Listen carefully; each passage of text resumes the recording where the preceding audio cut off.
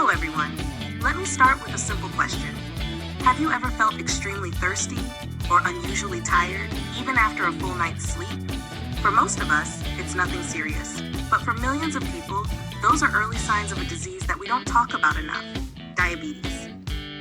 Diabetes is often called the silent killer. Why? Because it develops quietly, without pain, and without obvious symptoms. By the time many people discover they have it, the damage to their body has already begun.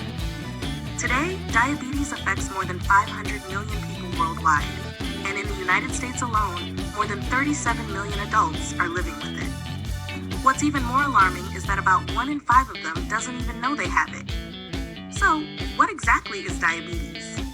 In simple terms, it's when your body cannot control blood sugar effectively. Normally, when we eat, our body breaks food into glucose, sugar, which enters the bloodstream. Insulin, a hormone produced by the pancreas, helps move this sugar into our cells to create energy.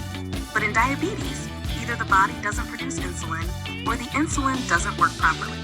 The result? Sugar builds up in the blood, and over time, this high blood sugar slowly damages the heart, kidneys, eyes, nerves, and more. There are 2 main types.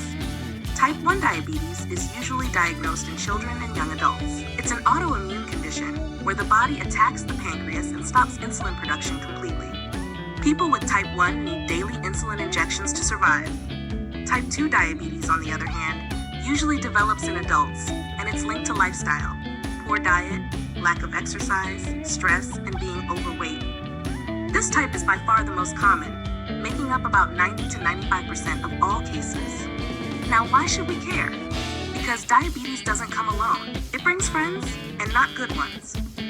People with diabetes are at higher risk of heart attacks, strokes, kidney failure, blindness, and even amputations. It is one of the top causes of death worldwide. But here's the hopeful part. Type 2 diabetes can be prevented and even controlled with the right lifestyle. Simple daily choices make a huge difference. For example, replacing soda with water, choosing fresh fruits instead of sugary snacks, and cooking meals at home instead of relying on fast food. Regular physical activity, and I don't mean running marathons, I mean 30 minutes of walking, gardening, or dancing, improves insulin sensitivity and lowers blood sugar. Even losing a small amount of weight, about 5 to 7% of your body weight, can cut the risk of developing type 2 diabetes nearly in half.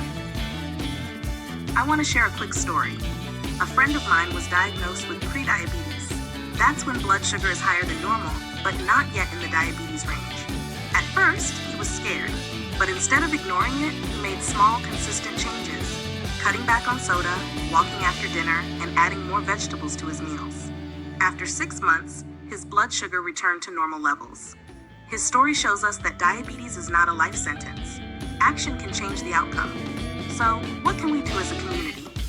First, awareness. Talk about diabetes with your family and friends.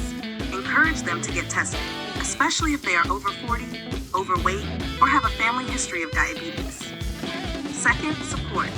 Healthy habits are easier when we do them together. Imagine if families cooked healthy meals at home, or if neighborhoods organized walking groups. Small actions create big impact. And third, compassion. Living with diabetes is not easy. People need not only medicine, but also emotional support. A kind word, a shared walk, or simply listening can mean a lot. In closing, let me say this. Diabetes may be silent, but our response should not be. We have the knowledge, we have the tools, and most importantly, we have the power to prevent and control it. Every healthy choice we make, every meal, every step, every checkup, is an investment not just in our own future, but in the health of our families and communities. So let's take action today. Because when it comes to diabetes, prevention is truly the best medicine.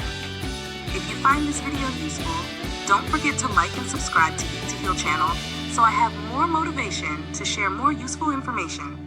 Thank you.